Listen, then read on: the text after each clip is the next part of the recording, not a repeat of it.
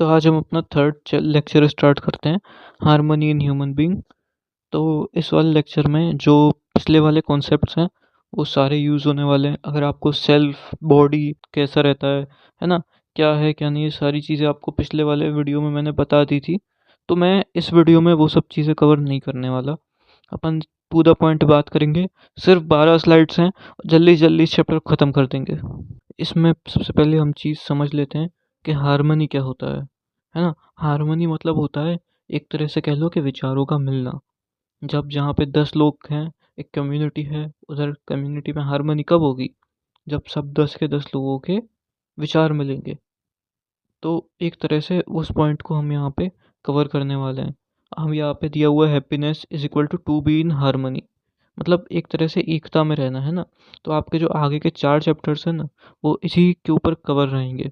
Harmony in human being, harmony in family, society, nature, existence, है ना, इसके ऊपर। और सेल्फ एक्सप्लोरेशन और सेल्फ वेरिफिकेशन हम पिछले लेक्चर्स में कर चुके हैं, तो वो अपन बिल्कुल भी यहाँ पे टाइम वेस्ट नहीं करेंगे उसमें।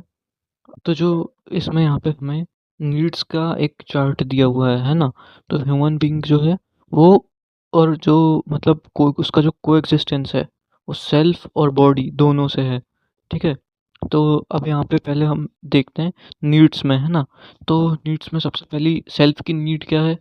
सेल्फ मतलब आई, मतलब मैं, जो जो मैं हूँ, आत्मा, है ना, इस तरह से। तो सेल्फ, उसकी नीड है हैप्पीनेस।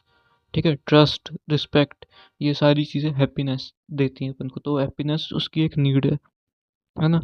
और जो बॉडी है, उसकी नीड है फिजिकल फैसिलिटी, जैसे रोटी, कपड़ा, मकान। एक तरह से कह लो, जो सेल्फ की नीड है वो है सुख, और जो बॉडी की नीड है वो है सुविधा। तो इस तरह से सुख सुविधा दोनों चीज़ें ही चाहिए हमको, है ना। अब इसको हम टाइम के, उसमें टाइम के पर्सपेक्टिव में हम देखें, तो हमें जो सुख चाहिए, जो हमें जो हैप्पीनेस चाहिए, वो हमें हमेशा ही चाहिए। ऐसा नहीं है कि हमें एक टाइम पे चाहिए उसके बाद नहीं चाहिए। लेकिन जो ये जो बॉडी की फिजिकल नीड्स हैं, है ना, वो टेम्पररी हो सकती हैं। जैसे कि फूड आपको उतने टाइम तक चाहिए जब तक आपका फुलफिलमेंट ना हो जाए। जैसे आप फुलफिल हो गए एक बार, आपको उसके बाद फूड नहीं चाहिए। पेट भरने के बाद नहीं खाना होता है ना। तो उस तरह से, तो ये टेम्पररी है, एक एक कंटिन्यूस है। अब हम क्वांटिटी की बात करते हैं। तो फीलिंग्स कभी नापी नहीं जाती। तो ये क्वालिटेटिव है, इनकी क्वालिटी होती है ना, क्वांटिटी नहीं होती। और जो फिजिकल नीड्स हैं, जैसे फूड है ना, क्लोथिंग है, इस तरह से ये नापी जा सकती है एक तरह से। तो ये क्वांटिटिव हो गई, लिमिटेड इन क्वांटिटी, है ना। तो यहाँ पर ना ये 3 क्वेश्चन दिए हुए हैं नीचे। तो आप इन तीनों क्वेश्चन के आंसर खुद से देने की कोशिश करिए एक बार, फिर मैं आपको आंसर्स बताता हूँ। पहला देखिए क्वेश्चन जैसा है कि क्या ये दोनों टाइप ये इम्पोर्टेंट है? Do we want to fulfil both the types of needs? तो आप अपने मन से सोचिए आंसर इसका। अगर आपने पिछले लेक्चर्स देखे होंगे, तो आप इस पर्सपेक्टिव में सोच पाएंगे कि आंसर किस वे में आपको देना है और किस वे में वहाँ पे आपको लिख के आना है। What is the priority between the needs of self and the needs of body? तो इन दोनों के बीच में प्रायोरिटी क्या है, और सेल्फ के नीड्स हैं, उनको पहली प्रायोरिटी कौन सी कॉन्शियसनेस देती है? आई होप आपको याद होगा। तो आप उस वे में आंसर देने का कोशिश करिए। तो जो पहला क्वेश्चन है ना, इसका आंसर इस तरह से रहेगा कि as we have to fulfil both the needs of self and body, because human being is coexistence of both. तो भाई, दोनों के नीड्स आपको पूरे करने पड़ेंगे, तभी जाके ये काम चलेगा। इम्पोर्टेंट दोनों के नीड्स फुलफिल करना है। अब जो अगला क्वेश्चन है ना, वो आप खुद से पूछने के लिए है ना। और जो थर्ड क्वेश्चन है, इसमें प्रायोरिटी क्या है? प्रायोरिटी जो है ना, वो ऐसा कुछ नहीं है, दोनों नीड्स फुलफिल करना ही आपकी प्रायोरिटी है, दोनों अलग अलग हैं, इस तरह से।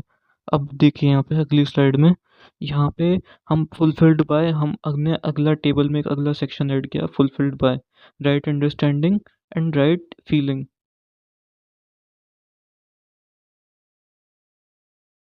तो यहाँ पे नीचे हमने इसका लिखा हुआ है, और नीचे सबसे लास्ट में आप देखिए, in living what is the priority.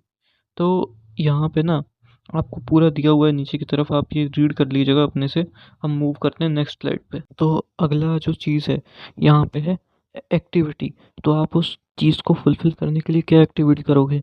आप डिज़ायर करो होगा आपका कुछ ना कुछ आपका थॉट होगा, है ना? एक्सपेक्टेशन होगी। अब जो बॉडी के हैं, उसके लिए क्या होगा ईटिंग, वॉकिंग, यहाँ पे जैसा हमने ऊपर पढ़ा था लगभग सिमिलर वैसा ही है। अब इन टाइम अपन ने कर ही लिया पहले। यहाँ पर जो बात आती है ना, वो ये है कि अगर एग्ज़ाम में इससे मिलता-जुलता कुछ क्वेश्चन आता है तो आपको कैसे लिखना है, आपको इसी तरह से ये पॉइंट्स याद कर लो, इजी इजी पॉइंट्स हैं और टेबल बना के लिख लो। इस टेबल को बिना देखे 2-3 बार बनाओ, याद हो जाएगी, लिख के आ जाना ऐसे की ऐसी छाप के बिल्कुल। तो यहाँ पर ना अब पूरे के पूरे जो स्लाइड्स थी उनका सम अप है, ठीक है? पहले और दूसरे में आपको ये दिया है सेल्फ और बॉडी की डेफिनेशन क्या-क्या है, क्या नहीं है, ये आप जानते ही होंगे पहले से अगर आपने पिछले वीडियोस देखे होंगे तो। और फिर लास्ट में हमें दिया है डिफाइनाइट एंड इनडिफाइनाइट कंडक्ट। तो डिफाइनाइट और इनडिफाइनाइट कंडक्ट अब हम यहाँ पे एक्सप्लेन नहीं करेंगे, पिछली बार में हमने एक्सप्लेन कर रखा था। तो हम आगे बढ़ते हैं प्रोस्पेरिटी पे। तो यहाँ पर हमें समझाया हुआ है प्रोस्पेरिटी। तो एट द एंड ना हमारा जो गोल है, जो सारी फिजिकल फैसिलिटीज़ अचीव करने का, वो ये है कि हम अपनी रिक्वायर्ड फिजिकल फैसिलिटी से ज़्यादा अचीव करें, है ना? और जो रिक्वायर्ड फिजिकल फैसिलिटी से ज़्यादा अचीव करने के बाद जो लोगों के पास फिजिकल फैसिलिटी कम है, हम उनकी हेल्प करें। तो मोटा मोटा ये बात है। अब यहाँ पे दिया हुआ है कि फिजिकल प्रोस्पेरिटी क्या होता है ना? फिर identification of required physical facility, और फिर ensuring availability slash production of more than required physical facility. तो इस तरह से दिया हुआ है विद राइट स्किल्स। तो यहाँ पर वही पूरा का पूरा ये दिया हुआ है। इसको एक बार पढ़ लोगे अच्छे से तो स्क्रीन रोक के पढ़ लो और समझ में आ जाएगा। और बाकी अब अगले लेक्चर में मिलते हैं। कम में मजा है, ज्यादा में सजा है।